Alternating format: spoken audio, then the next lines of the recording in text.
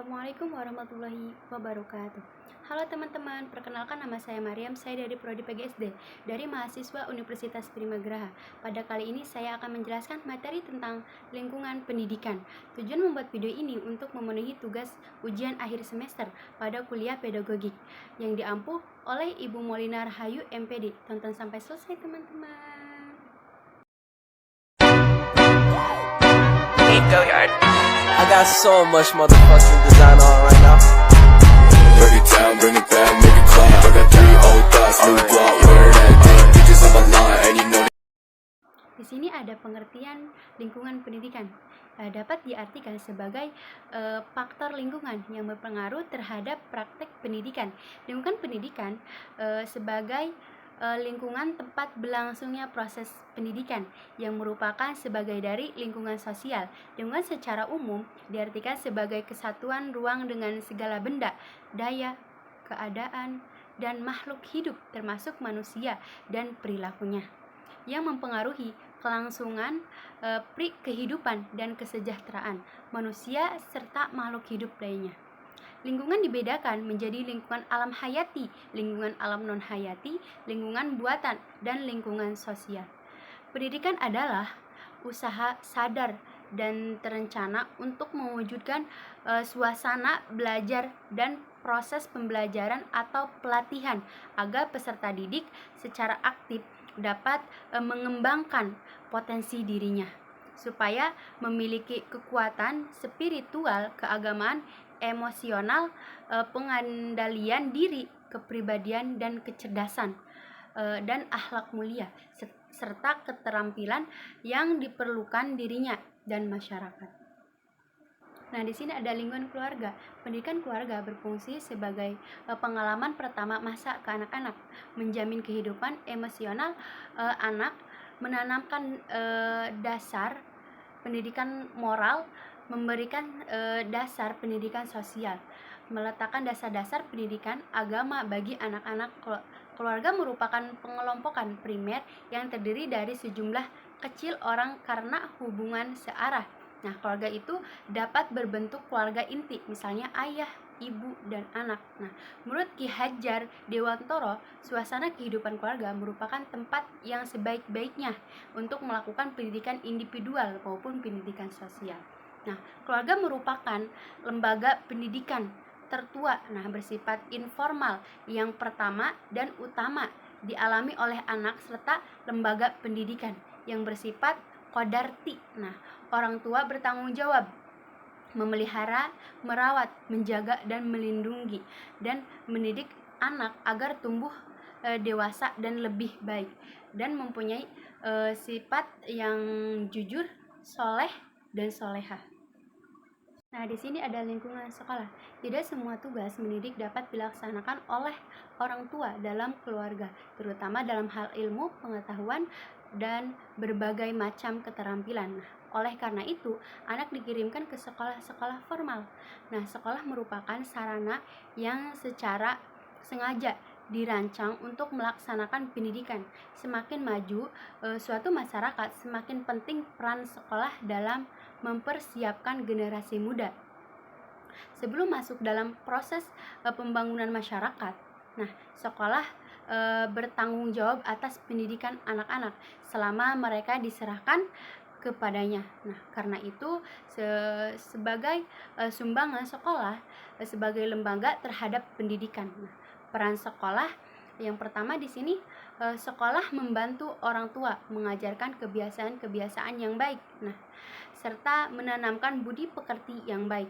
Yang kedua, sekolah memberikan pendidikan untuk kehidupan di dalam masyarakat yang sukar atau tidak dapat diberikan di rumah. Nah, yang ketiga, sekolah melatih anak-anak memperoleh kecakapan-kecakapan seperti membaca, menulis, menghitung, dan menggambar serta ilmu-ilmu lainnya. Sifatnya mengembangkan kecerdasan dan pengetahuan. Nah, yang keempat di sini di sekolah diberikan pelajaran etika, keagamaan, estetika, membenarkan benar atau salahnya Gede, lingkungan masyarakat. Dalam konteks pendidikan, masyarakat merupakan lingkungan di luar lingkungan keluarga dan sekolah. Pendidikan yang dialami dalam masyarakat ini telah dimulai beberapa waktu ketika anak-anak telah lepas dari asuhan keluarga dan berada di luar dari pendidikan sekolah. Nah, dengan demikian berarti pengaruh pendidikan tersebut dampaknya lebih luas. Corak dan ragam pendidikan yang dialami seseorang dalam masyarakat banyak sekali. Ini meliputi segala bidang, baik pembentukan kebiasaan-kebiasaan, pembentukan pengertian-pengertian atau pengetahuan, sikap dan minat, maupun pembentukan kesusilaan, dan keagamaan.